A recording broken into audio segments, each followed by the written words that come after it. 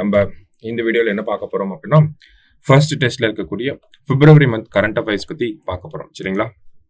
So ஒவ்வொரு நியூஸஸா நம்ம பார்ப்போம். ஸோ அதுல ஃபர்ஸ்ட் நியூஸ் என்ன இருக்கு அப்படின்னு பார்த்தோம்னா, கிளாஸ் ஃபைபர் பிரிட்ஜை பத்தி கொடுத்துருக்காங்க. ஓகேவா? ஸோ என்ன ஒரு பேக்ரவுண்ட் அப்படின்னு பார்த்தீங்கன்னா, நமக்கு திருவள்ளுவர் சிலை திறக்கப்பட்டு 25 ஆண்டுகள் நடந்து முடிஞ்சிருக்கு. ஓகேங்களா? அதாவது சில்வர் ஜூப்ளி ஃபங்க்ஷன் அப்படிங்கறத நமக்கு செலிப்ரேட் பண்ணியிருந்தாங்க. எப்போ அப்படின்னா, நமக்கு 30ஆம் தேதியிலிருந்து ஆரம்பிச்சு ஜனவரி 1ஆம் தேதி வரைக்கும் பாத்தீங்கன்னா இந்த சில்வர் ஜூப்ளி ஃபெஸ்டிவல் அப்படிங்கிறது நடந்துருந்துச்சு. ஓகேங்களா? ஸோ அந்த டைம்ல நம்ம முதலமைச்சர் அவர்கள் இந்த கிளாஸ் ஃபைபர் பிரிட்ஜ் அப்படிங்கிறத இனாகிரேட் பண்ணியிருப்பார். ஓகேங்களா? ஒரு கண்ணாடியிலேயே இருக்கக்கூடிய ஒரு பிரிட்ஜ். ஓகேங்களா? அதுதான் கிளாஸ் ஃபைபர் பிரிட்ஜ் அப்படின்னு சொல்லி நம்ம சொல்றோம். ஸோ இந்த கிளாஸ் ஃபைபர் பிரிட்ஜ் அப்படிங்கிறத பாத்தீங்கன்னா, நமக்கு கடல் பகுதிகளில் அமைக்கப்பட்ட முதல் கிளாஸ் ஃபைபர் பிரிட்ஜ் ஆகும் இருக்கு. சரிங்களா? அடுத்ததா பாத்தீங்க அப்படின்னா, திருவள்ளுவர் சிலை அப்படிங்கிறது எப்ப திறக்கப்பட்டுச்சு அப்படின்னா 1/1/2000 ஆண்டு நமக்கு திறக்கப்பட்டிருக்கும். இதனுடைய அந்த ஆர்கிடெக்ட் அவருடைய பேர் பாத்தீங்கன்னா கணபதி ஸ்தப்தி. இது எல்லாரும் படிச்சிருப்பீங்க. கணபதி ஸ்தப்தி அப்படிங்கிறவர் தான் இதனுடைய ஆர்கிடெக்டா வந்து இருக்காரு. சரிங்களா? வேற என்ன இதுல நம்ம தெரிஞ்சுக்கணும் அப்படின்னு பார்த்தோம்னா, இந்த பிரிட்ஜோட லென்த் அதெல்லாம் வந்து கொடுத்துருக்காங்க. இதையும் தாண்டி நம்ம என்ன தெரிஞ்சுக்கணும் அப்படின்னா, முக்கியமான ஒரு அனௌன்ஸ்மெண்ட் அப்படிங்கிறது வரும் ஒவ்வொரு வருஷமும் டிசம்பரோட லாஸ்ட் வீக். ஓகேங்களா? லாஸ்ட் வீக் ஆஃப் டிசம்பருடைய கடைசி வாரத்தை வந்து தமிழக அரசாங்கம் என்னவா அறிவிச்சிருக்காங்க அப்படின்னா, குரல் வாரம் அப்படின்னு சொல்லி அறிவிச்சிருக்காங்க. சரிங்களா? குரல் வாரம் அல்லது குரல் வீக் அப்படின்னு சொல்லி அறிவிச்சிருக்காங்க. இந்த விஷயத்துல நம்ம முக்கியமா தெரிஞ்சுக்க வேண்டியது இதுதான். ஓகேங்களா? லாஸ்ட் வீக் ஆஃப் டிசம்பர் அதை வந்து குரல் வீக் அப்படின்னு சொல்லி கொடுத்துருக்காங்க. நெக்ஸ்ட், எக்ஸ்டென்ஷன் ஆஃப் புதுமை பெண் ஸ்கீம் அப்படிங்கிறது அடுத்த நியூஸ். அதாவது புதுமை பெண் திட்டத்தை பொறுத்த வரைக்கும் பார்த்தோம்னா, நமக்கு 2022ஆம் ஆண்டு கொண்டு வரப்பட்ட ஒரு திட்டமா இருந்துச்சு. இந்த புதுமை பெண் திட்டம் அப்படிங்கிறது நமக்கு 6 முதல் 12ஆம் வகுப்பு வரைக்கும் அரசு பள்ளிகளில் பயின்ற மாணவிகளுக்கு பார்த்தீங்கன்னா உயர்கல்வி போறப்ப 1000 ரூபாய் வழங்கக்கூடிய ஒரு திட்டம் தான் இந்த புதுமை பெண் திட்டம் அப்படிங்கிறது. இல்லையா? இதே மாதிரி இருக்கக்கூடிய ஸ்கீம் தான் தமிழ் புதல்வன் அப்படிங்கிற திட்டம். இந்த இடத்துல என்ன சொல்லியிருக்காங்க அப்படின்னு பார்த்தோம்னா, ஸ்கீமோட எக்ஸ்டென்ஷனை பத்தி சொல்லியிருக்காங்க. இந்த ஸ்கீம் யாருக்கு இப்ப எக்ஸ்டெண்ட் ஆயிருக்கு அப்படின்னு பார்த்தோம்னா, கவர்மெண்ட் எய்டட் ஸ்கூல்ஸ், தமிழ் மீடியம்ல படிக்கிற கவர்மெண்ட் எய்டட் ஸ்கூல்ஸ்க்குமே வந்து இந்த திட்டம் அப்படிங்கிறது விரிவுபடுத்தப்பட்டிருக்கு. சரிங்களா? அதுதான் இந்த செய்தியில கொடுத்திருக்காங்க. சோ இதுல நம்ம எக்ஸ்ட்ராவா என்ன தெரிஞ்சுக்கலாம் அப்படின்னா, புதுமை பெண் திட்டத்துக்கு கீழே அதிக பயனாளிகளை கொண்ட மாவட்டமாக எது இருக்கு அப்படின்னா, சேலம் மாவட்டம் இருக்கு. Highest number of beneficiaries under Pudhumai Penn scheme அப்படின்னு கேட்டாங்கன்னா அது சேலம் மாவட்டம். சரியா? அடுத்தது 100 இயர்ஸ் ஆஃப் வைக்கம், அதாவது வைக்கம் சத்தியாகிரகா நடைபெற்று 100 ஆண்டுகள் நடந்து முடிஞ்சிருக்கு. ஸோ அதுக்காக பார்த்தோம்னா தமிழக அரசாங்கமும் கேரள அரசாங்கமும் சேர்ந்து நிறைய செலிப்ரேஷன்ஸ் அப்படிங்கிறத பண்ணியிருந்தாங்க. சோவினியர் அப்படிங்கிறத வெளியிட்டிருந்தாங்க, மேகசினை வெளியிட்டிருந்தாங்க. இந்த மாதிரியான விஷயங்களை பண்ணியிருந்தாங்க. இதுல நம்ம தெரிஞ்சுக்க வேண்டிய விஷயம் என்ன அப்படின்னு பார்த்தோம்னா, வைக்கம் அவார்டு அப்படிங்கிறதையும் வெளியிட்டிருந்தாங்க. சரிங்களா? ஸோ இந்த வைக்கம் அவார்டு அப்படிங்கறத பாத்தீங்கன்னா நமக்கு தமிழக அரசாங்கம் முன்னாடியே அனௌன்ஸ் பண்ணது. இதோட கூடுதலா நம்ம தெரிஞ்சுக்கலாம். சரிங்களா? ஸோ தமிழ்நாடு அரசாங்கம் இந்த வைக்கம் விருது அப்படிங்கறத அனௌன்ஸ் பண்ணி இருந்திருப்பாங்க. இந்த வைக்கம் விருதை பொறுத்த வரைக்கும் கர்நாடகாவை சேர்ந்தவருக்கு இந்த வைக்கம் விருது அப்படிங்கிறது அனௌன்ஸ் பண்ணி அறிவிக்கப்பட்டிருக்கு. சரிங்களா? கர்நாடகாவை சேர்ந்த தேவநூரா மகாதேவா அப்படிங்கிற நபருக்கு, தேவநூரா மகாதேவா அப்படிங்கிற நபருக்கு வந்து இந்த வைக்கம் விருது, முதல் வைக்கம் விருது யாருக்கு போயிருக்கு அப்படின்னு பார்த்தோம்னா, தேவநூரா மகாதேவா அப்படிங்கிற நபருக்கு வந்து போயிருக்கு. சரிங்களா? சோ வைக்கம் விருது எதற்காக வழங்கப்படுது அப்படின்னு பார்த்தோம்னா, எப்படி பெரியார் அவர்கள் தமிழகத்தில இருந்து கேரளால இருக்கக்கூடிய ஒரு ஜாதிய போராட்டத்துக்காக போய் கலந்துகிட்டாரோ, அதே மாதிரி வேற்று மாநிலத்தில் இருக்கக்கூடிய நபர்கள் ஜாதிய போராட்டங்களுக்கு எதிர்த்து போராடுறவங்களுக்கு எல்லாம் இந்த வைக்கம் விருது அப்படிங்கிறது வழங்கப்படுது. அந்த வகையில தேவநூரா மகாதேவா கர்நாடகாவை சேர்ந்தவருக்கு இந்த விருது வழங்கப்பட்டிருக்கு. அடுத்தது வேர்ல்டு செஸ் சாம்பியன்ஷிப் டைட்டில் அப்படிங்கிறது, அதாவது குகேஷ் அவர்கள் பார்த்தோம்னா கேண்டிடேட்ஸ் டோர்னமெண்ட்ல வந்து ஜெயிச்சிருப்பார். சரிங்களா? கேண்டிடேட்ஸ் டோர்னமெண்ட்ல ஜெயிக்கிறவங்க வேர்ல்டு செஸ் சாம்பியன்ஷிப்க்கு வந்து போவாங்க. அதுலயுமே இப்ப யார் வின் பண்ணிருக்காங்கன்னா குகேஷ் வந்து வின் பண்ணிருக்கார். யாரை தோக்கடிச்சு அப்படின்னா, சைனாவோட பிளேயர் டிங் லைரனை தோக்கடிச்சு, நடப்பு சாம்பியனா இருந்தவரை தோக்கடிச்சுட்டு குகேஷ் வந்து வின் பண்ணிருக்கார். Youngest person to win world chess title, அதாவது இந்த world chess championship title win பண்ண மிக இளம் வயது நபர் யார் அப்படின்னு பார்த்தோம்னா நம்ம குகேஷ் தான். சரிங்களா? அடுத்தது கேல் ரத்னா விருது, அதாவது நமக்கு போன வருஷம் குரூப் 1ல கேட்டிருந்தாங்க இந்த கேல் ரத்னா விருதை பத்தி. கேல் ரத்னா விருதுகளை பொறுத்த வரைக்கும் பார்த்தோம்னா விளையாட்டுத்துறையில வழங்கக்கூடிய மிக உயரிய விருது. சரிங்களா. முன்னாடி ராஜீவ் காந்தி கேல் ரத்னா விருது அப்படிங்கிற பேரை இப்ப இருக்கக்கூடிய அரசாங்கம் மாத்தி மேஜர் தியான் சந்த் கேல் ரத்னா விருது அப்படின்னு சொல்லி அனௌன்ஸ் பண்ணியிருந்தாங்க முன்னாடி. மேஜர் தியான் சந்த் யாருன்னா இந்தியாவுடைய முக்கியமான ஹாக்கி பிளேயர். ஓகேங்களா. சோ இந்த வருஷம் பார்த்தோம்னா ஃபர்ஸ்ட் கேல் ரத்னா அவார்டு வாங்கினது விஸ்வநாதன் ஆனந்த் அவர்கள், செஸ் கிராண்ட் மாஸ்டர். இந்த வருஷம் யாருக்கெல்லாம் கேல் ரத்னா விருது கொடுத்திருக்காங்க அப்படிங்கறத பார்த்தோம்னா Gukesh world chess championship title win பண்ணியிருப்பார். ஸோ செஸ்ஸை சேர்ந்தவர். அடுத்து ஹர்மன் பிரீத் சிங் இந்தியா டீமோட ஹாக்கி டீம்ல இருக்கக்கூடியவர். சரிங்களா. அடுத்தது பிரவீன் குமார் பார்த்தோம்னா பேரா அத்லெட்டிக்ஸை சேர்ந்தவர். மனு பாக்கர் அப்படிங்கிறவங்க பார்த்தோம்னா பாரிஸ் ஒலிம்பிக்ல ஒரே ஒலிம்பிக்ல 2 பதக்கங்களை வின் பண்ண முதல் இந்தியர் அப்படிங்கிற பட்டம் இவங்களுக்கு இருக்கு. அந்த ஷூட்டிங் அப்படிங்கிற அந்த பிரிவுல பாத்தீங்கன்னா 2 பிரான்ஸ் மெடல் வந்து வின் பண்ணியிருந்திருப்பாங்க. சரியா. சோ அவங்களுக்கும் கேல் ரத்னா விருது அப்படிங்கிறது வழங்கப்பட்டு இருக்கு. சரியா. அடுத்தது a noble project to turn cleanliness workers into entrepreneurs அப்படின்னு சொல்லி கொடுத்திருக்காங்க. சரிங்களா.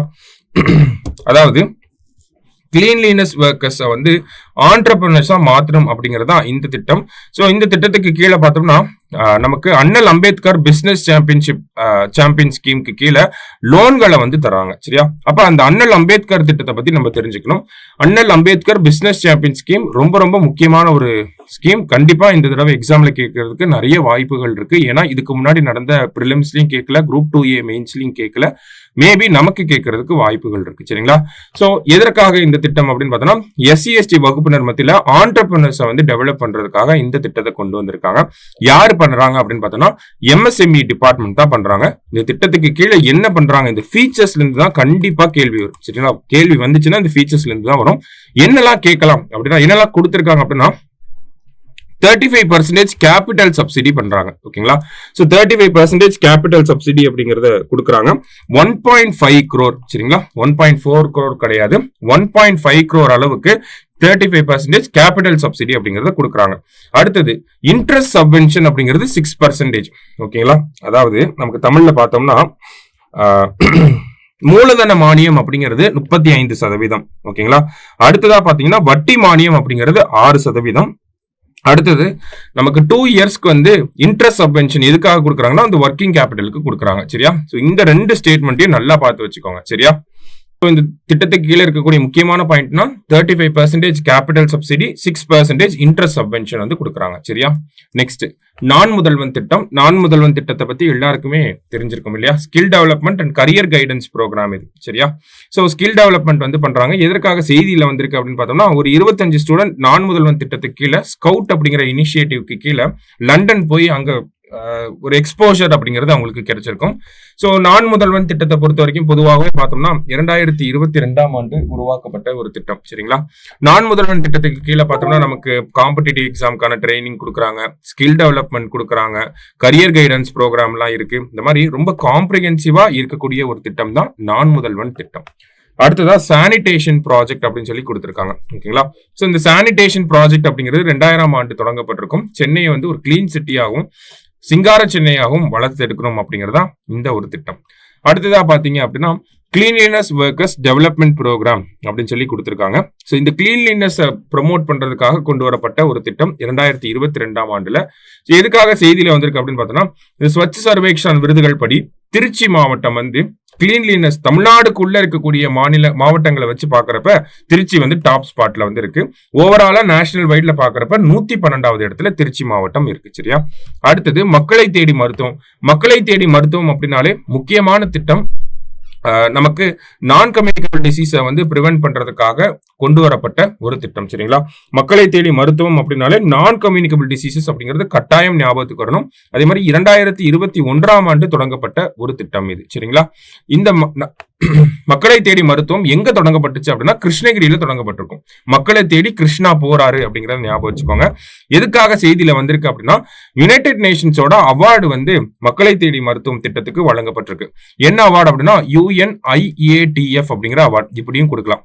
United Nations inter agency task force award. ஓகேங்களா. யுனைடெட் நேஷன்ஸோட inter agency task force award அப்படிங்கிறது நமக்கு மக்களை தேடி மருத்துவம் திட்டத்துக்கு வழங்கப்பட்டிருக்கு.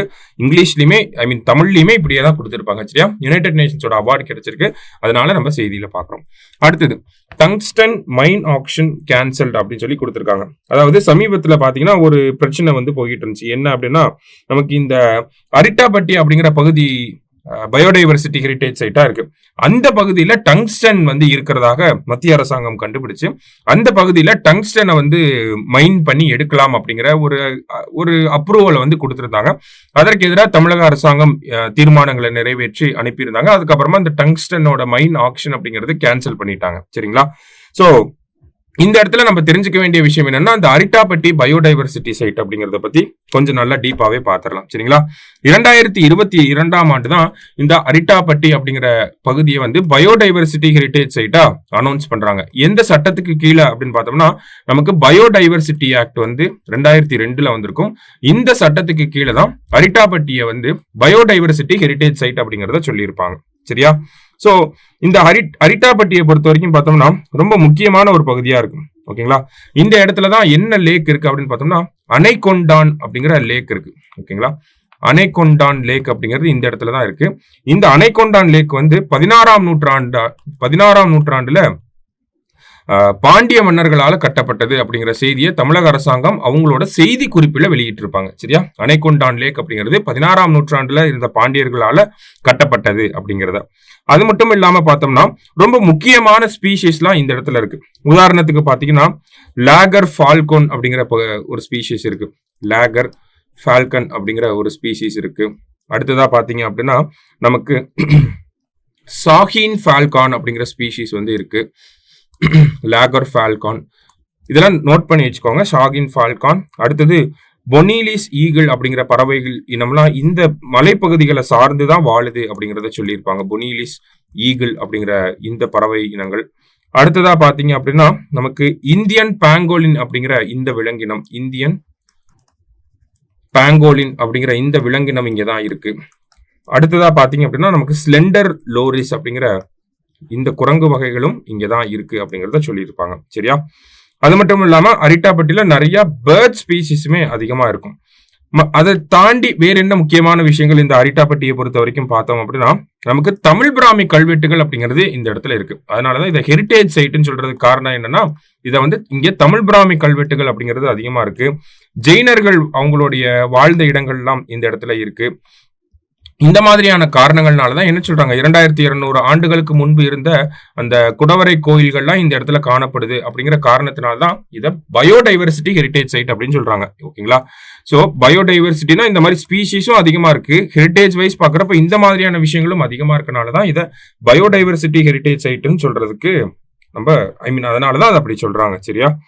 ரைட். அடுத்ததா பாத்தீங்கன்னா ஆர்மியோட ஹெட் குவார்டர்ஸ், அதாவது ஆர்மியோட ஈஸ்டர்ன் ரீஜியனுக்கான ஹெட் குவார்டர்ஸ் கொல்கத்தால இருக்கு. ஓகேங்களா?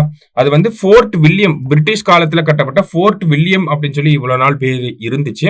அதுக்கு இப்ப விஜய் துர்க் அப்படின்னு சொல்லி பேர் மாத்திருக்காங்க. சரியா? அடுத்தது சந்திராயன் 4 பத்தி கொடுத்திருக்காங்க. சோ சந்திராயன் 4 அப்படிங்கிறது 2027ஆம் ஆண்டு அனுப்புவதற்காக திட்டமிட்டு இருக்காங்க. இந்த சந்திராயன் 4ஓட லான்ச் வெஹிக்கிள் பாத்தீங்கன்னா LVM-3 லான்ச் வெஹிக்கிள் மார்க் 3 அப்படின்னு சொல்லுவோம். இந்த சந்திராயன் 4ஓட அப்ஜெக்டிவ் என்ன அப்படின்னா, இங்க இருந்து நம்ம ராக்கெட் அனுப்புறோம். அந்த ராக்கெட்ல பார்த்தோம்னா லேண்டர், ரோவர் எல்லாமே இருக்க போகுது. சரிங்களா? இந்த விஷயங்கள்லாம் என்ன பண்ணோம்னா மூன்ல போய் லேண்ட் ஆகி மூனோட சாயில வந்து எக்ஸ்கவேட் பண்ணி அங்கிருந்து சாம்பிள்ஸை கலெக்ட் பண்ணிட்டு திரும்பியும் பூமிக்கே பாதுகாப்பா வர்றதுதான் இதனுடைய அப்ஜெக்டிவ். சரிங்களா?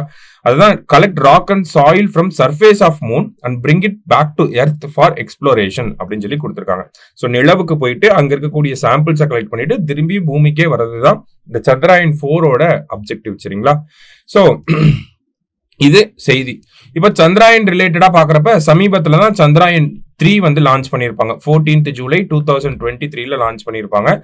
இந்த சந்திராயன் 3 வந்து பார்த்தோம்னா மூன்ல போய் சாஃப்ட் லேண்டிங் ஆயிருக்கும். மூன்ல போய் சாஃப்ட் லேண்டிங் ஆன 4வது கண்ட்ரி யாருன்னா இந்தியா. அதே மாதிரி மூனோட சவுத் போல்ல போய் சாஃப்ட் லேண்டிங் பண்ண ஃபர்ஸ்ட் கண்ட்ரி யாருனாலும் இந்தியா தான். மூனுக்கு போய் லேண்ட் ஆனதுல 4th, மூனோட சவுத் போல்ல போய் சாஃப்ட் லேண்டிங் பண்ணதுல ஃபர்ஸ்ட் நம்பர். சரிங்களா? அந்த லேண்ட் பண்ண பாயிண்ட்டுக்கு என்ன பேர் வச்சிருக்காங்க அப்படின்னா சிவசக்தி அப்படின்னு சொல்லி பேர் வச்சிருக்காங்க. அதே மாதிரி சந்திராயன் 2 லேண்ட் பண்ண பாயிண்ட்டுக்கு பேர் திரங்கா அப்படின்னு சொல்றாங்க. சந்திராயன் 1 லேண்ட் பண்ண பகுதிக்கு பேரு ஜவஹர் அப்படின்னு சொல்லி சொல்றாங்க. சரியா? ரைட். அடுத்ததா பாத்தீங்கன்னா எலிஃபான்டியாசிஸ் ஃப்ரீ இந்தியா, அதாவது லிம்பாட்டிக் ஃபிளீராசிஸ் அப்படின்னு சொல்லுவாங்க.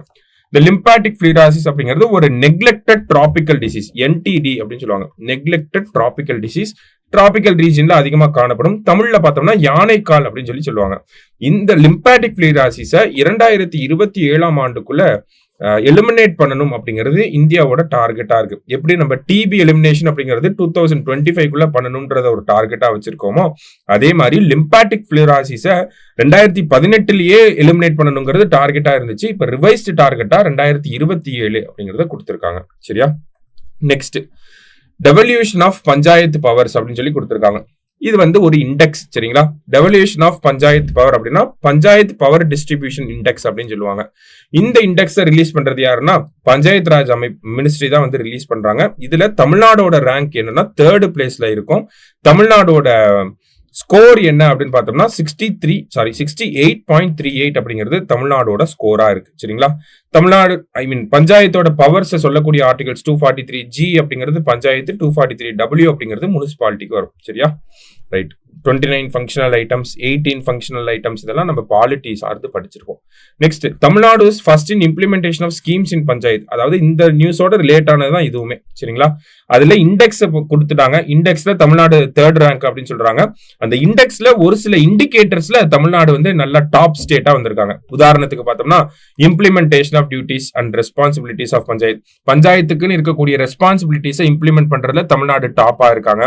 அதே மாதிரி ப்ராஜெக்ட் இம்ப்ளிமெண்டேஷன்ல தமிழ்நாடு டாப் ஸ்டேட்டா இருக்கு அப்படிங்கறத கொடுத்திருக்காங்க. சரியா? ஜஸ்ட் என்னன்றத பாத்துக்கோங்க. அடுத்தது முதல்வரின் காக்கும் கரங்கள் திட்டம். ரொம்ப ரொம்ப முக்கியமான ஒரு திட்டம். ஓகேங்களா? முதல்வரின் காக்கும் கரங்கள் திட்டம் அப்படிங்கிறது இந்த முன்னாள் ராணுவ வீரர்கள் இருக்காங்க இல்லையா, அவங்களுக்காக பிரத்யேகமா உருவாக்கப்பட்ட ஒரு திட்டம். எக்ஸ் சர்வீஸ்மேன் அவங்களோட ஃபேமிலிக்காக உருவாக்கப்பட்ட ஒரு திட்டம் தான். சரிங்களா? இந்த திட்டத்துக்கு கீழே என்ன பண்றாங்கன்னா இவங்களெல்லாம் தொழில் முனைவோர்களாக மாற்றுவதற்காக அரசாங்கம் கடன்களை வழங்க போறாங்க. எவ்வளவு கடன்களை வழங்க போறாங்க அப்படின்னா அப் டு 1 crore வரைக்கும் வழங்க போறாங்க. அந்த 1 கோடி ரூபாயில பார்த்தோம்னா மூலதன மானியம், கேபிட்டல் சப்சிடி அப்படிங்கிறது 30%, வட்டி மானியம் அப்படிங்கிறது 3%, இன்ட்ரெஸ்ட் சப்சிடி ஆர்எல்ஸ் இன்ட்ரெஸ்ட் சப்வென்ஷன் அப்படிங்கிறது 3%, கேபிட்டல் சப்சிடினா 30%, இன்ட்ரெஸ்ட் சப்சிடி அப்படின்னு பார்த்தோம்னா 3% கொடுக்குறாங்க. சரியா? அடுத்தது நியூ சீஃப் எலெக்ஷன் கமிஷனர் அப்படின்னு கொடுத்திருக்காங்க. So new chief election commissioner என்ன சட்டத்துக்கு கீழே கொண்டு வந்திருப்பாங்கன்னா election commissioner and chief election commissioner and other election commissioners appointment act 2023 இந்த சட்டத்துக்கு கீழே கொண்டு வந்திருப்பாங்க. சோ இந்த சட்டத்துக்கு கீழே chief election commissioner other election commissioners appoint பண்றதுக்குன்னு ஒரு செலெக்ஷன் கமிட்டி இருக்கு.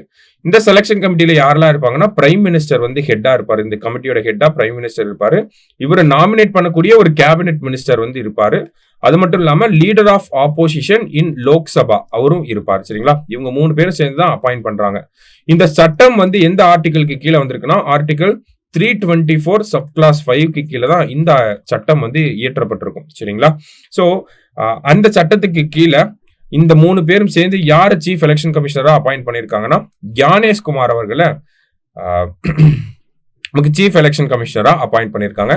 அதே மாதிரி எலெக்ஷன் கமிஷனோட ரிலேட் ஆகி வரக்கூடிய ஆர்டிகல்ஸ் ஓகேங்களா அதை கொடுத்துருக்காங்க. 324னா எலெக்ஷனை பத்தி வருது, 325னா எலக்டோரல் ரோல்ஸை பத்தி வருது, 326னா நமக்கு அந்த அடல்ட் சஃப்ரேஜ் 18 வயசுக்கு மேல இருக்கவங்க ஓட்டு போடலாம் அப்படிங்கிறது, 327 பவர் ஆஃப் பார்லிமெண்ட் ஓகேங்களா பார்லிமெண்ட் சட்டங்களை இயற்றலாம் அப்படிங்கிறது, 328 பவர் ஆஃப் ஸ்டேட் லெஜிஸ்லேச்சரை பத்தி கொடுத்திருப்பாங்க. அடுத்தது கோர்ட்டோட இன்டர்வென்ஷன் எலக்டோரல் மேட்டர்ஸ்ல இருக்கக்கூடாதுன்னு சொல்ற ஆர்டிகல் 329.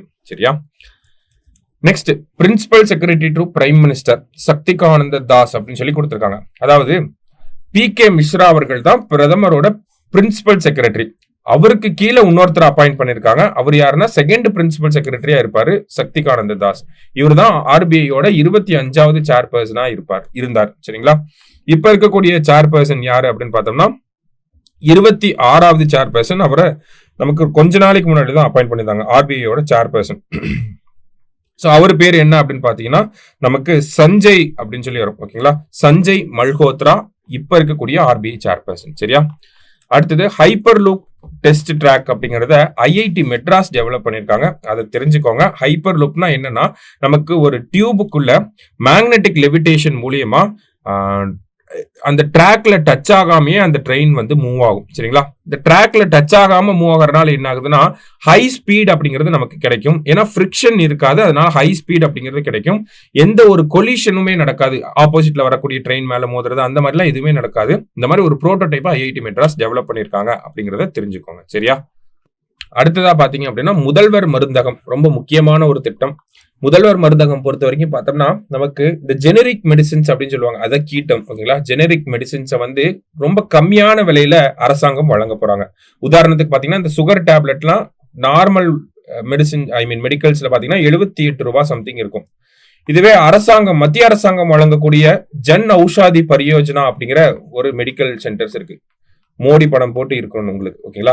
இந்த ஜன் ஔஷாதி பரியோஜனா அப்படிங்கிற இந்த மெடிக்கல்ஸ்ல பாத்தீங்கன்னா அதே மாத்திரை 30 ரூபாய்க்கு விற்பாங்க. இதே நம்மளுடைய முதல்வர் மருந்தகங்கள்ல பார்த்தோம்னா 11 ரூபாய்க்கு அந்த மாத்திரையை விற்கிறாங்க. சரிங்களா? அப்ப கிட்டத்தட்ட 75% பார்த்தோம்னா நமக்கு இந்த சப்சிடி அப்படிங்கறத கொடுக்குறாங்க. சரியா? சோ யாரெல்லாம் பெனிஃபிட் ஆக போறாங்க? Diabetic patients, blood pressure patient, heart பேஷண்ட்டுக்கெல்லாம் இது ரொம்ப உதவிகரமா இருக்கும். மாதாந்திரமா அவங்க இந்த மெடிக்கலுக்குன்னு செலவு பண்ணக்கூடிய காசு 3000 ரூபாய் 2000 ரூபாய் செலவு பண்ணிட்டு இருந்தாங்கன்னா அது அப்படியே நமக்கு கம்மியாகும். ஒரு 1000 ரூபாய் 800 ரூபாயில முடிஞ்சிடும். சரிங்களா? அதான் இந்த திட்டத்துல முக்கியமான ஒரு அம்சம். இந்த திட்டத்துக்கு கீழே பார்த்தோம்னா 1000 முதல்வர் மருந்தகங்கள் அப்படிங்கிறது பிப்ரவரி மாசம் தொடங்கப்பட்டுச்சு. இந்த 1000 முதல்வர் மருந்தகங்கள்ல 500 முதல்வர் மருந்தகங்கள் பார்த்தோம்னா ஆண்டர்பிரினர்ஷிப் டெவலப்மெண்ட் கீழே கொண்டு வரப்பட்டிருக்கு.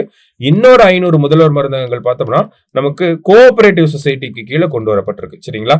அதே மாதிரி இந்த முதல்வர் மருந்தகங்களை தொடங்குறதுக்கு பார்த்தோம்னா 3 லட்சம் ரூபாய் சப்சிடி அப்படிங்கறத அரசாங்கம் கொடுத்தாங்க.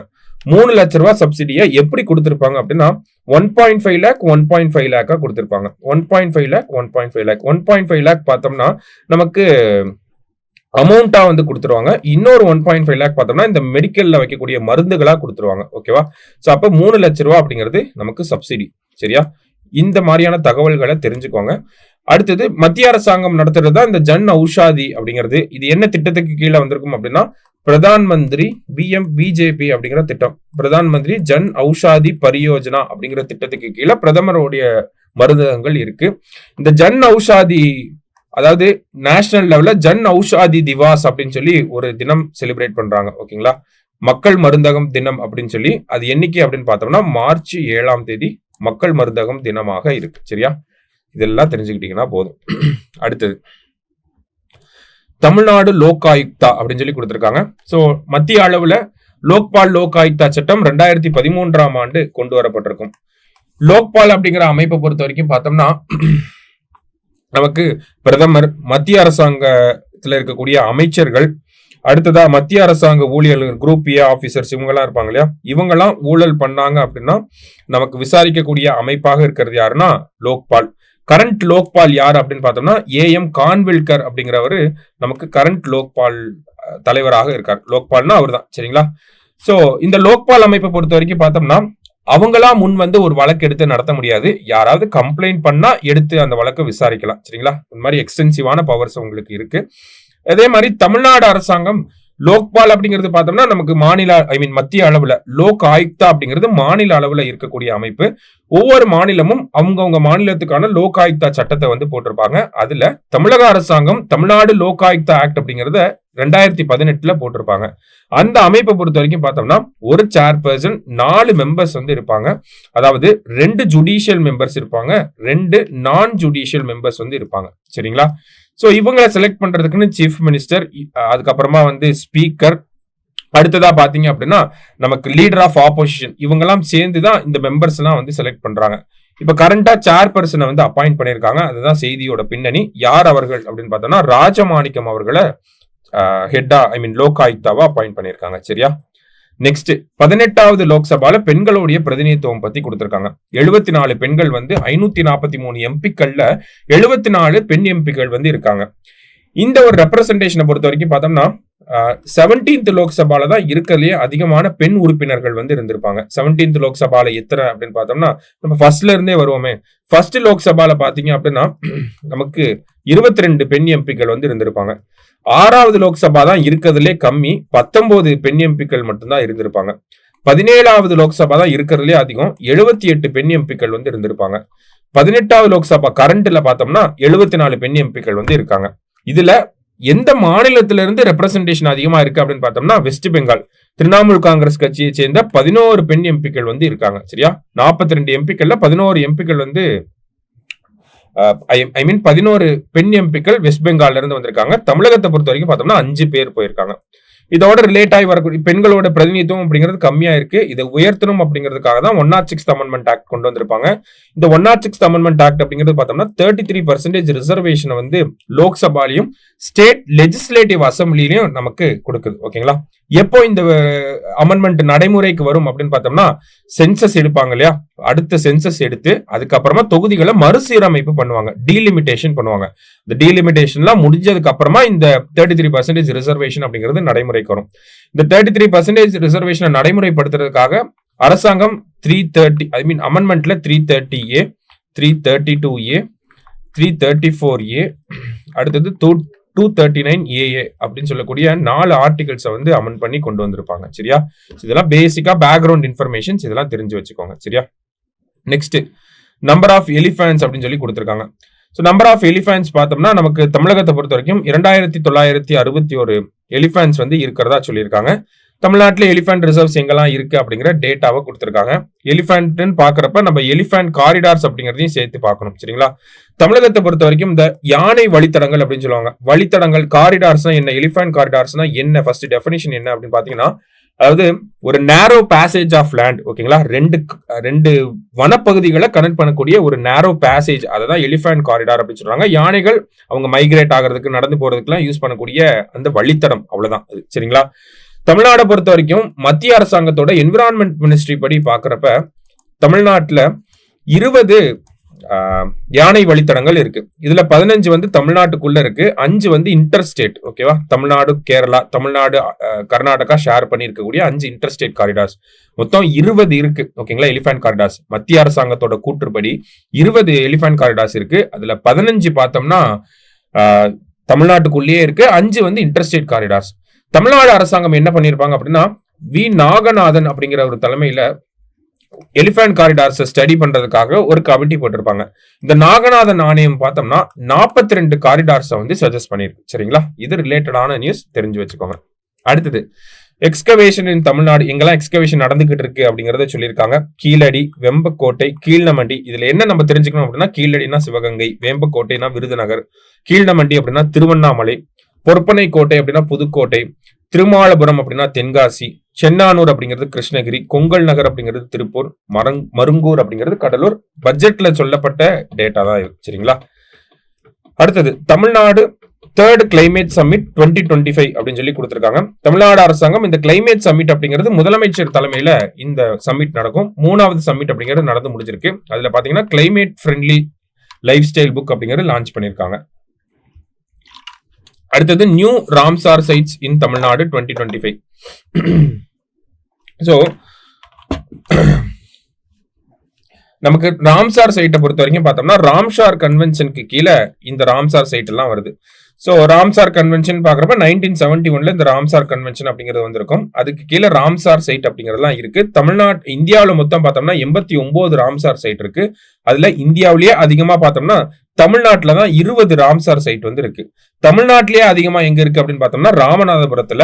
ராமநாதபுரத்தை பொறுத்த வரைக்கும் பார்த்தோம்னா சித்தரங்குடி, கஞ்சீரன்குளம், சக்கரக்கோட்டை, தீர்த்தங்கால் என 4 ராம்சார் தலங்கள் வந்து இருக்கு. சரிங்களா, சித்தரங்குடி, கஞ்சீரன்குளம், சக்கரக்கோட்டை, தீர்த்தங்கால். ஓகேங்களா, சித்தரங்குடி, சக்கரக்கோட்டை, கஞ்சீரன்குளம், தீர்த்தங்கால், சிஎஸ்கே டீம்னு ஞாபகம் வச்சுக்கோங்க. ஓகேவா, சித்திரங்குடி, சக்கரக்கோட்டை, கஞ்சிரங்குளம், தீர்த்தங்கால். ஓகேவா, சோ இந்த 4மே எங்க இருக்குன்னா ராமநாதபுரத்துல இருக்கு. சரியா, நெக்ஸ்ட் நமக்கு ஜனவரி 31ஆம் தேதி எக்கனாமிக் சர்வே அப்படிங்கறத தாக்கல் பண்ணிருப்பாங்க.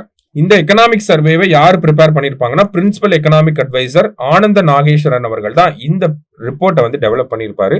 சோ பொதுவாகவே பார்த்தோம்னா பட்ஜெட் தாக்கல் பண்றதுக்கு முன்னாடி நாள் இந்த எக்கனாமிக் சர்வே அப்படிங்கறத தாக்கல் செய்வாங்க. சரியா, சோ எக்கனாமிக் சர்வேயை பொறுத்த வரைக்கும் பார்த்தோம்னா போன வருஷம் நம்ம பொருளாதாரத்துக்கு பெரிய ஒரு டிராபேக்கான இயர் தான். ஏன்னா பொருளாதார வளர்ச்சி அப்படிங்கிறது அந்த அளவுக்கு இல்லை. ஏன் அப்படின்னு பார்த்தோம்னா இன்ஃபிளேஷன், அதாவது ரீட்டைல் இன்ஃபிளேஷன் அப்படின்னு சொல்லுவாங்க. ஓகேங்களா, இந்த ரீட்டைல் இன்ஃபிளேஷன் அப்படிங்கிறது அதிகமா இருந்துச்சு. அடுத்தது வந்து விவசாயிகளுக்கு வந்து இன்புட் காஸ்ட் அப்படிங்கிறது அதிகமா இருந்துச்சு. அடுத்ததா பாத்தீங்கன்னா பொதுவாவே அர்பன் கன்சம்ஷன் அப்படிங்கிறது கம்மியாயிருச்சு அப்படின்னு சொல்லியிருப்பாங்க. ஓகேங்களா, நகர்ப்புற மக்களோட நுகர்வு திறன் அப்படிங்கிறது கம்மியாயிருச்சு. இந்த மாதிரியான காரணத்தினால நம்ம எக்கனாமி பெரிய அளவுல டெவலப் ஆகல போன வருஷம். அதே மாதிரி முக்கியமா 8 கோர் செக்டார்ஸ் சொல்லுவாங்க. ஓகேங்களா, இந்த industries, iron and Steeles industry, construction sector, இந்த மாதிரி சொல்லுவாங்க. சரியா, இந்த 8 இண்டஸ்ட்ரியுமே வந்து பெரிய லெவல்ல growth வந்து பதிவு பண்ணல. அதனால நம்மளோட எக்கனாமி வந்து டவுன் ஆயிருக்கு. ஸோ நம்ம 8% growth வந்து டிக் பண்ணிட்டு இருந்தோம். இப்போ பார்த்தோம்னா 2024-25ல 6.4% தான் growth ஆயிருக்கு அப்படிங்கறத சொல்லியிருக்காங்க. அடுத்த வருஷம் பார்த்தோம்னா இந்த கரண்ட் பிசிக்கல் இயர்ல 6.3ல இருந்து 6.8% அளவுக்கு இந்தியாவோட பொருளாதாரம் வளரலாம் அப்படிங்கறத நமக்கு சொல்லியிருக்காங்க. சரியா, ஸோ இதோட சேர்ந்து ரிலேட்டடா என்ன தெரிஞ்சுக்கலாம் அப்படின்னா, தமிழ்நாடு அரசாங்கமும் முதல் முறையா இந்த வருஷம் மார்ச் மாசம் தாக்கல் பண்ணக்கூடிய பட்ஜெட்ல என்ன பண்ண போறாங்க அப்படின்னா, எக்கனாமிக் சர்வே, தமிழ்நாட்டுக்கான ஒரு எக்கனாமிக் சர்வே அப்படிங்கறத ஃபர்ஸ்ட் டைமா வந்து பண்ண போறாங்க. தமிழ்நாட்டோட பினான்ஸ் டிபார்ட்மெண்ட் இந்த எக்கனாமிக் சர்வேவை வந்து ரெடி பண்ணியிருக்காங்க. என்னைக்கு தாக்கல் செய்ய போறாங்க அப்படின்னு பார்த்தோம்னா, நமக்கு பொதுவா மத்திய அளவுல பார்த்தோம்னா என்ன நடைமுறை பின்பற்றப்படுது அப்படின்னா, பிப்ரவரி 1ஆம் தேதி பட்ஜெட்னா ஜனவரி 31ஆம் தேதி எக்கனாமிக் சர்வே வந்துடும். ஆனா தமிழ்நாட்டை பொறுத்த வரைக்கும் பார்த்தோம்னா பட்ஜெட் என்னைக்கு தாக்கல் பண்றாங்களோ அந்த அன்னைக்கு தான் எக்கனாமிக் சர்வேவும் தாக்கல் பண்ண போறாங்க. சரியா, சோ இதுதான் இந்த செய்தியில நம்ம பாக்குறோம். அடுத்ததா பாத்தீங்கன்னா இன்க்ரீஸ்டு கிரவுண்ட் வாட்டர் பொல்யூஷன், அதாவது கிரவுண்ட் வாட்டர் ரிலேட்டடா நமக்கு ஏல் யூனிவர்சிட்டி ஆஃப் அமெரிக்கா ஒரு ரிப்போர்ட்டை வெளியிட்டு இருப்பாங்க. அந்த ரேங்கிங்ஸ்ல இந்தியா 141வது இடத்துல இருக்கு. ஓகேங்களா, சோ அந்த டேட்டாவை தெரிஞ்சுக்கோங்க.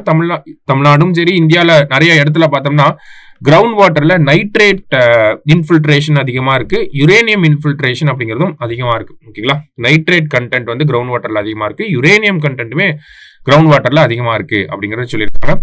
ஸோ தமிழ்நாட்டை பொறுத்த வரைக்கும் பார்த்தோம்னா நைட்ரேட் இன்ஃபில்ட்ரேஷன் அதிகமா இருக்கு. ராஜஸ்தான் அந்த பகுதிகளில் பார்த்தோம்னா யுரேனியம் இன்ஃபில்ட்ரேஷன் அதிகமா இருக்கு. இது நம்ம ஜனவரி மாதத்து கரண்ட் அஃபேர்ஸ் பார்க்குறப்ப இன்னும் டீப்பா பார்ப்போம். சரிங்களா, அடுத்தது இம்பார்ட்டன்ட் டேஸ் கொடுத்துருக்காங்க. ஸோ இங்க இருக்க டேஸ் அண்ட் டீம்ஸை கொஞ்சம் நல்லா பார்த்துக்கோங்க. பிப்ரவரி 2னா வேர்ல்டு வெட்லாண்ட்ஸ் டே, ராம்சார் கன்வென்ஷனோட ரிலேட் ஆகி வரும். பிப்ரவரி 10 அப்படிங்கிறது world pulses day. February 13 world radio day. February 20 பொறுத்த வரைக்கும் anthropology day and day of social justice அப்படிங்கிறது வரும். February 21 international mother language day, நம்ம தாய்மொழிகள் தினம் அப்படின்னு சொல்லுவோம். பிப்ரவரி 28 வந்து நேஷனல் சயின்ஸ் டே. நம்ம சர் சி வி ராமன் அவர்கள் அந்த ராமன் எஃபெக்டை கண்டுபிடிச்ச தினத்தை நேஷனல் சயின்ஸ் டேவா அப்சர்வ் பண்றோம். சரிங்களா, அடுத்ததா பார்த்தோம்னா பட்ஜெட் 2025 பத்தி பார்க்க போறோம். சரிங்களா, ஸோ பட்ஜெட்டை பொறுத்த வரைக்கும் பார்த்தோம்னா பிப்ரவரி 1 தாக்கல் பண்ணியிருப்பாங்க. ஸோ இந்த பட்ஜெட்டை பொறுத்த வரைக்கும் பார்த்தோம்னா நம்மளுடைய நிதியமைச்சர் நிர்மலா சீதாராமன் அவர்கள் தாக்கல் பண்ணக்கூடிய 8வது பட்ஜெட் ஆகும். சரிங்களா, 8th கன்சிக்யூட்டிவ் டைமா இவங்க பட்ஜெட் தாக்கல் பண்ணியிருக்காங்க. தொடர்ச்சியா 8வது முறையாக நிர்மலா சீதாராமன் அவர்கள் வந்து பட்ஜெட் தாக்கல் பண்ணியிருக்காங்க. இதே மாதிரி 8 முறை பட்ஜெட் தாக்கல் பண்ணது யார் அப்படின்னு பார்த்தோம்னா பிரணாப் முகர்ஜி அவர்கள். ஓகேங்களா, இதே 9 முறை அப்படின்னு பார்த்தோம்னா ப சிதம்பரம் அவர்கள், கேள்விப்பட்டிருப்பீங்க ப சிதம்பரம் அவர்கள். இவரு 9 முறை பட்ஜெட் தாக்கல் பண்ணவர். மொராஜி தேசாய் அவர்கள் தான் இந்தியாவிலே அதிக பட்ஜெட் தாக்கல் பண்ணவர். கிட்டத்தட்ட 10 பட்ஜெட்டை வந்து தாக்கல் பண்ணியிருக்கார். சரிங்களா, ஸோ இது பேசிக்கான டேட்டா. இப்போ பட்ஜெட்டுக்குள்ள போய் பார்த்தோம் அப்படின்னா நம்மளோட டோட்டல் ரெசிப்ட், டோட்டல் எக்ஸ்பெண்டிச்சர் அப்படிங்கிற டேட்டாவை கொடுத்துருக்காங்க. ஜஸ்ட் ரீட் பண்ணிக்கோங்க. நம்மளோட நெட் டாக்ஸ் ரெசிப்டை பொறுத்த வரைக்கும் டாக்ஸ் இன்கம் எவ்வளவு இருக்கு அப்படிங்கிறதையும் சொல்லியிருக்காங்க. இல்லை பிஸ்கல் டெபிசிட்டை கொஞ்சம் பார்த்து வச்சுக்கோங்க. 4.4% ஆஃப் ஜிடிபியில இருக்கு. ஸோ இந்த பட்ஜெட்டை பொறுத்த வரைக்கும் பார்த்தோம்னா மத்திய அரசாங்கம் ஒரு 4 இன்ஜின்ஸ் ஆஃப் டெவலப்மெண்ட் அப்படிங்கிறத சொல்லியிருப்பாங்க. சரியா, அதுல ஃபர்ஸ்ட் இன்ஜின் ஆஃப் டெவலப்மெண்ட்டை எதை சொல்லியிருக்காங்க அப்படின்னா அக்ரிகல்ச்சரை சொல்லியிருக்காங்க. அக்ரிகல்ச்சரை பொறுத்த வரைக்கும் பாத்தீங்கன்னா பிரைம் மினிஸ்டர் தன் தானிய கிருஷி யோஜனா அப்படிங்கிற ஒரு திட்டத்தை கொண்டு வர போறாங்க. சரிங்களா, அந்த திட்டம் எதை போக்கஸ் பண்ணி இருக்க போகுதுன்னா இந்தியாவில் இருக்கக்கூடிய மாவட்டங்கள்ல எந்த முதல் 100 மாவட்டங்கள்ல ப்ரொடக்டிவிட்டி கம்மியா இருக்கோ அந்த டிஸ்ட்ரிக்ட்ஸ்ல எல்லாம் கொண்டு வர போறாங்க. சரியா, சோ எங்கெல்லாம் கவர் பண்ண போறாங்க? 100 districts with low productivity. இதுதான் இந்த இடத்துல முக்கியமான டேர்ம். இதை மட்டும் ஞாபகம் வச்சுக்கோங்க. ஓகேவா, தன் தானிய கிருஷி யோஜனா அப்படிங்கிற திட்டம் 100 districts with low productivity. சரியா, அங்கெல்லாம் கொண்டு வர போறாங்க. அடுத்தது ஆத்ம நிர்பார்த்தா இன் பல்சஸ், அதாவது ஆத்ம நிர்பார்த்தா அப்படின்னா செல்ஃப் ரிலையன்ஸ் அப்படின்னு அர்த்தம், தற்சார்பு அப்படிங்கிறது. ஓகேங்களா, சோ இந்த செல்ஃப் ரிலையன்ஸ் அப்படிங்கிறது எதுல கொண்டு வர போறாங்கன்னா பல்சஸ்ல வந்து கொண்டு வர போறாங்க. அதற்காக பாத்தீங்க அப்படின்னா ஒரு 6 வருஷம் ரன் ஆகக்கூடிய மாதிரி ஒரு மிஷனை வந்து கொண்டு வராங்க. சரியா, அந்த மிஷன் தூர், உராத், மசூர் அப்படிங்கிற இந்த மாதிரியான பயிர் வகைகளை வந்து நமக்கு போக்கஸ் பண்ணி இருக்க போகுது. சரிங்களா, உதாரணத்துக்கு பாத்தீங்கன்னா இந்த துவரம் பருப்பு, உளுந்தம் பருப்பு, மசூர் பருப்பு, அதுதான் தூர், உராத், மசூர் அப்படின்னு சொல்லி கொடுத்திருக்காங்க. சரியா, நெக்ஸ்ட் பாத்தீங்க அப்படின்னா நமக்கு மக்கானா போர்டு அப்படின்னு சொல்லி கொடுத்திருக்காங்க. அதாவது தாமரை பொறி உற்பத்தி வாரியம் அப்படின்னு சொல்லி தமிழ்ல சொல்லுவாங்க. மக்கானா போர்டு அப்படின்னா தாமரை பொறி உற்பத்தி வாரியம் அப்படிங்கிறது எங்க வரப்போகுதுன்னா பீகார்ல வரப்போகுது அப்படிங்கிறது தெரிஞ்சுக்கோங்க. சரியா? Next national mission on high yielding seeds அப்படின்னு சொல்லி கொடுத்திருக்காங்க. ஓகேவா? சோ இந்த national mission on high yielding seeds அதிகமா விளைச்சல் தரக்கூடிய வகையில இருக்கக்கூடிய விதைகளை உருவாக்க போறாங்க. அப்ப கிட்டத்தட்ட பார்த்தோம்னா 100 சீட் வெரைட்டிஸை வந்து டெவலப் பண்றது இதுல பிளானா இருக்கு. இதோட மெயின் அப்ஜெக்டிவ் என்னன்னா ரிசர்ச் எக்கோசிஸ்டம் வந்து ப்ரொமோட் பண்ணணும் அப்படிங்கறதுதான் இதனுடைய மெயின் அப்ஜெக்டிவா இருக்கு. சரியா? நெக்ஸ்ட் பாத்தீங்கன்னா என்ஹான்ஸ்டு கிரெடிட் த்ரூ கேசிசி அப்படின்னு சொல்லி கொடுத்திருக்காங்க. அதாவது கிசான் கிரெடிட் கார்டு மூலியமா 3 லட்சம் ரூபாய்க்கு விலை இப்ப 5 லட்சம் ரூபாய் வரைக்கும் லோன்களை தரப்போறாங்க. சரியா? சோ ஃபர்ஸ்ட் இன்ஜின் ஆஃப் டெவலப்மெண்ட்ல இருக்கக்கூடிய முக்கியமான திட்டங்கள் இதெல்லாம். சோ நம்ம பட்ஜெட்ல செகண்ட் இன்ஜின் ஆஃப் டெவலப்மெண்டா எதை பத்தி கொடுத்திருந்தாங்க அப்படின்னா எம்எஸ்எம்இ பத்தி கொடுத்திருந்தாங்க. சரிங்களா? சோ இந்த எம்எஸ்எம்இ பொறுத்த வரைக்கும் பாத்தீங்கன்னா அதோட டெஃபினிஷனை வந்து சேஞ்ச் பண்ணிருக்காங்க. ஸோ எம்எஸ்எம்இயோட டெஃபினிஷனை வந்து சேஞ்ச் பண்ணியிருக்காங்க. அப்படி பார்க்குறப்ப நம்ம டெஃபினிஷனை மட்டும் எடுத்து பார்த்தோம் அப்படின்னா இப்படி சொல்லலாம். மைக்ரோ, ஸ்மால், அடுத்தது மீடியம் என்டர்பிரைசஸ். ஓகேங்களா? ஸோ மைக்ரோ, ஸ்மால், மீடியம் இந்த இதை நோட் பண்ணி வச்சுக்கோங்க. சரியா? இங்க வந்து இன்வெஸ்ட்மெண்ட், இங்க வந்து டேர்ன் ஓவர் பத்தி கொடுத்துருப்பாங்க. சரியா? ஸோ இப்போ மைக்ரோ இண்டஸ்ட்ரி அப்படின்னு பார்த்தோம்னா 2.5 crore வந்து இன்வெஸ்ட்மெண்ட் இருக்கணும். டேர்ன் ஓவர் பார்த்தோம்னா 10 crore வந்து இருக்கணும். சரியா? இதுவே ஸ்மால் இண்டஸ்ட்ரி அப்படின்னா 25 crore இன்வெஸ்ட்மெண்ட் இருக்கணும். டேர்ன் ஓவர் 100 crore வந்து இருக்கணும். சரியா? இதுவே நமக்கு மீடியம் இண்டஸ்ட்ரி அப்படின்னா 125 crore இன்வெஸ்ட்மெண்ட் 500 crore பார்த்தோம்னா நமக்கு டேர்ன் ஓவரா இருக்கணும். சரியா? ஸோ எல்லாமே இன்ட்டு 4 போட்டீங்கன்னா வந்துடும் இங்கிட்டு. அப்போ ஏதாவது ஒன்னு ஞாபகம் வச்சுக்கிட்டீங்கன்னா இன்னொன்னு ஈஸியா போட்டுடலாம். சரியா? ஸோ இந்த டெஃபினிஷனை வந்து கொடுத்துருப்பாங்க பட்ஜெட்ல. அடுத்தது credit cards for micro enterprises அப்படிங்கறத சொல்லியிருக்காங்க. அதாவது மைக்ரோ என்டர்பிரைசஸ்க்கு மட்டும்தான். ஓகே, இந்த ஸ்மால் கிடையாது, மீடியம் கிடையாது. மைக்ரோ என்டர்பிரைசஸ்க்கு 5 lakh லிமிட் இருக்கிற மாதிரியான ஒரு கிரெடிட் கார்டை கொடுப்பாங்க. அதுவும் யாருக்கு கொடுப்பாங்கன்னா எந்தெந்த மைக்ரோ என்டர்பிரைசஸ்லாம் உதயம் போர்ட்டல்ல ரிஜிஸ்டர் பண்ணிருக்காங்களோ அவங்களுக்கு மட்டும்தான் கொடுப்பாங்க. இந்த மாதிரி ஒரு 10 லட்சம் கார்டு வந்து கொடுக்க போறாங்க ஃபர்ஸ்ட் இயர்லயே. அடுத்ததா பாத்தீங்க அப்படின்னா சப்போர்ட் ஃபார் ஃபுட் ப்ராசஸிங் அப்படின்னு சொல்லி கொடுத்திருக்காங்க. So national institute of food technology entrepreneurship and management எங்க வரப்போகுதுன்னா பீகார்ல வரப்போகுது. மக்கானா போர்டு அப்படிங்கிறது பீகார் தான். நமக்கு national institute of food technology entrepreneurship and management அப்படிங்கிறதும் பீகார்ல தான் வரப்போகுது.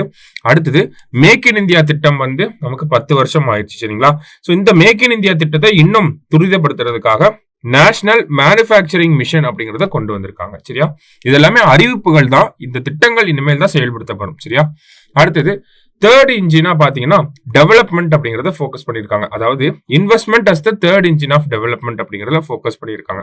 சோ எதுல இன்வெஸ்ட் பண்ண போறாங்க அப்படின்னு பார்த்தோம்னா அட்டல் டிங்கரிங் லேப். ஸோ இந்த அட்டல் டிங்கரிங் லேப் அப்படிங்கறது அடுத்த 5 வருஷத்துல 50,000 அப்படிங்கறது கொண்டு வர போறாங்க. அடுத்ததா பார்த்தோம்னா எஜுகேஷன் வைஸ் பாக்குறப்ப பாரதிய பாஷா புஸ்தக் ஸ்கீம் அப்படிங்கறத ஒண்ணு கொண்டு வந்திருக்காங்க. ஓகேங்களா? ஸோ இந்தியன் லாங்குவேஜ்ல இருக்கக்கூடிய புத்தகங்களை டிஜிட்டல் ஃபார்மேட்ல கொண்டு வரதுக்காக இந்த திட்டத்தை கொண்டு வந்திருக்காங்க. சரியா? இது வந்து ஸ்கூல் எஜுகேஷனுக்கும் ஹெல்ப்ஃபுல்லா இருக்கும், ஹையர் எஜுகேஷனுக்கும் ஹெல்ப்ஃபுல்லா இருக்கும். அடுத்தது centre of excellence in AI for education அப்படிங்கறத உருவாக்க போறாங்க. அதுக்காக ஒரு 500 கோடி ரூபாயை ஒதுக்கி வச்சிருக்காங்க. அடுத்ததா பிளாட்ஃபார்ம் ஒர்க்கர்ஸ். இந்த பிளாட்ஃபார்ம் ஒர்க்கர்ஸ்னா கிக் ஒர்க்கர்ஸ் அப்படின்னு சொல்லுவோம். ஓகேவா?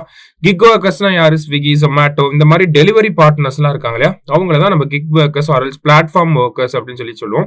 இந்த பிளாட்ஃபார்ம் ஒர்க்கர்ஸ் வந்து ஆயுஷ்மான் பாரத் திட்டத்துக்கு கீழே, ஓகேங்களா, பிரதான் மந்திரி ஜன் ஆரோக்கிய யோஜனா இந்த திட்டத்துக்கு கீழே ஹெல்த் பெனிஃபிட்ஸ் வாங்குறதுக்காக அந்த 5 lakh ஹெல்த் இன்சூரன்ஸ் கவரேஜ் கிடைக்கணும் அப்படிங்கிறதுக்காக ஈஸ்ரம் போர்ட்டல்ல ரிஜிஸ்டர் பண்ணணும் அப்படிங்கறத சொல்லியிருக்காங்க.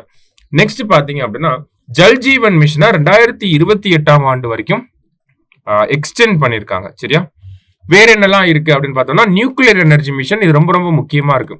2047க்குள்ள 100 gigawatt ஆஃப் நியூக்ளியர் எனர்ஜியை இந்தியால என்ஹான்ஸ் பண்ணணும் அப்படிங்கறத சொல்லியிருக்காங்க. ஸோ டார்கெட் என்ன? 100 gigawatt of nuclear energy, green energy கிடையாது, 100 gigawatt of nuclear energy by 2047 அப்படிங்கிறது டார்கெட். சரியா? ஸோ அதுக்காக ஒரு சில அமெண்ட்மெண்ட்டை கொண்டு வர போறாங்க. அட்டாமிக் எனர்ஜி ஆக்ட் 1962ல வந்திருக்கும். Civil liability for nuclear damage act 2010ல வந்து வந்திருக்கும். ஸோ இந்த சட்டங்கள்ல ஒரு சில அமெண்ட்மெண்ட்டை கொண்டு வர போறாங்க. வேற என்ன பண்ண போறாங்க அப்படின்னா, இப்ப வேர்ல்டு டெவலப்டு கண்ட்ரீஸ்ல எல்லாம் பார்த்தோம்னா நியூக்ளியர் ரியாக்டர்லயே புதுசா ஒரு இனோவேஷன் என்ன அப்படின்னா ஸ்மால் மாடுலார் ரியாக்டர்ஸ் அப்படிங்கிறது. இந்தியாவிலையும் இந்த ஸ்மால் மாடுலார் ரியாக்டர்ஸ் அப்படிங்கறத செட்டப் பண்ண போறாங்க. 5 இந்தியாவிலேயே உருவாக்கப்பட்ட ஸ்மால் மாடுலார் ரியாக்டர்ஸை 2033க்குள்ள செட்டப் பண்ணணும் அப்படிங்கிறது டார்கெட்டா வச்சிருக்காங்க. சரியா? அடுத்தது கியான் பாரதம் மிஷன். இந்த கியான் பாரதன் மிஷன் அப்படிங்கிறது பார்த்தோம்னா நமக்கு இந்த மேனுஸ்கிரிப்ட் எல்லாம் இருக்கு இல்லையா, இந்த மேனுஸ்கிரிப்ட் எல்லாம் டிஜிட்டலைஸ் பண்ணி சேவ் பண்றதுக்காக கொண்டு வந்திருக்காங்க. கிட்டத்தட்ட 1 கோடி மேனுஸ்கிரிப்ட்ஸை வந்து கவர் பண்ண போகுது. நெக்ஸ்ட் பாத்தீங்கன்னா last engine of development export அப்படின்னு சொல்லி கொடுத்திருக்காங்க. ஸோ எக்ஸ்போர்ட்டை ப்ரமோட் பண்றதுக்காக எக்ஸ்போர்ட்ல இருக்கக்கூடிய டாக்குமெண்டேஷன் அந்த பினான்சஸ் எல்லாம் மேனேஜ் பண்றதுக்காக பாரத் ட்ரேட் நெட் அப்படிங்கிற ஒரு போர்ட்டலை கொண்டு வர போறாங்க. நெக்ஸ்ட் பாத்தீங்கன்னா வேற என்ன பினான்சியல் செக்டார்ல ரிஃபார்ம்ஸ் இருந்துச்சு அப்படிங்கறத கொடுத்திருக்காங்க. இன்சூரன்ஸ் செக்டார்ல ஃபாரின் டைரக்ட் இன்வெஸ்ட்மெண்ட் அப்படிங்கிறது 74% இருந்துச்சு. இதை 100% இன்க்ரீஸ் பண்ணியிருக்காங்க. சரியா? இது ஒரு முக்கியமான விஷயம்.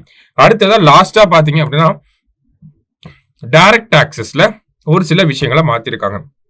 ஸோ முன்னாடி எல்லாம் பார்த்தோம்னா நமக்கு பர்சனல் இன்கம் அப்படிங்கிறது இருந்துச்சு. ஓகேங்களா? இப்ப பார்த்தோம் அப்படின்னா 12 லட்சம் ரூபாய் நம்ம ஆண்டு வருமானம் 12 லட்சமா இருந்துச்சு அப்படின்னா நம்ம எந்த ஒரு இன்கம் டாக்ஸுமே கட்ட தேவையில்லை. சரிங்களா? இதே 12 லட்சம் ரூபாய்க்கு மேல போறப்ப ஓகேங்களா, ஸோ உதாரணத்துக்கு 12 லட்சம் ரூபாய் வரைக்கும் நம்ம கட்ட தேவையில்லை. ஓகேங்களா? அது இல்லாம ஸ்டாண்டர்ட் டிடக்ஷன் ஒரு 75,000 ரூபாய் பிடிப்பாங்க. ஸோ 12,75,000 ரூபாய் வரைக்கும் நம்ம எந்த ஒரு டாக்ஸுமே கட்ட தேவையில்லை. நம்ம ஆண்டு வருமானம் 12,75,000 ரூபாய் வரைக்கும் இருந்துச்சு அப்படின்னா, அதுக்கு மேல போச்சு அப்படின்னா நம்ம டாக்ஸ் கட்டணும். இப்போ உதாரணத்துக்கு உங்களோட ஆண்டு வருமானம் 20 லட்சம் ரூபாயா இருக்கு அப்படின்னா 0ல இருந்து 4 லட்சம் ரூபாய் வரைக்கும் டாக்ஸ் போட மாட்டாங்க.